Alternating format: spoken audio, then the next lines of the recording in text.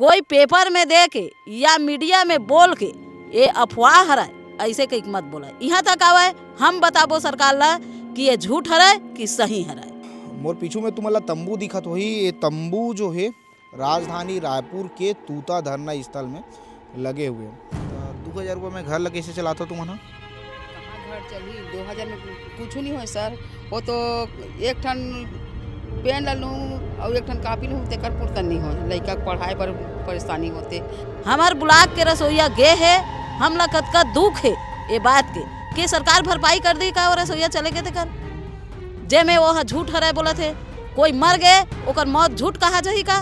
तो एक एक माह तक क्या हम 14 रुपये को लेकर यहाँ बैठेंगे? हमारे 2-2 सदस्य की जान चली गई, इसके लिए हमको कितना दुख है।